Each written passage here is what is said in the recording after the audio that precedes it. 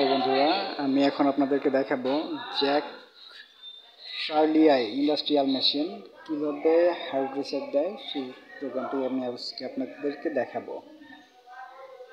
এই জন্য প্রথমে মেশিনটিকে অন করতে হবে। অন করার পর দেখেন আপনারা ডিসপ্লেতে কোনো প্রোগ্রাম নেই, ব্যাক স্টিচ এটি সব কিছু অফ করা আছে, মেশিন নর্মালভাবে সাজানো আছে, চলতেছে। এখন পি বাটনটা আর ফিট আপ বাটনটা একসাথে চেপে ধরতে হবে এবং পিতে আবার একটা প্রেস করতে হবে। প্রেস করার পরে কি করে 62 নম্বর প্রোগ্রামে আসতে হবে। 62 নম্বর প্রোগ্রামে আসার পর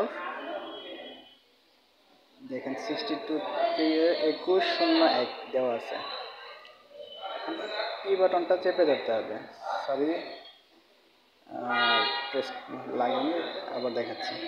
পি এবং ফিট আপ বাটনটা চাপ দিয়ে পিটা প্রেস করে 62 গিয়ে এবং পি বাটনটা আবার চেপে ধরে রাখলে দেখেন রিসেট নিয়ে নিয়েছে।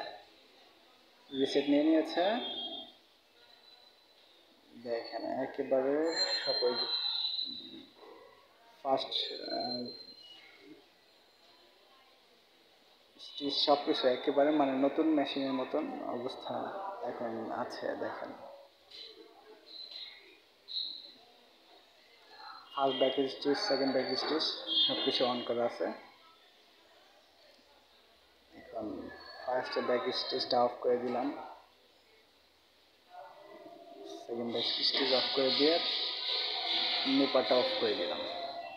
এইভাবেই হার্ড রিসেট দেওয়া হয়।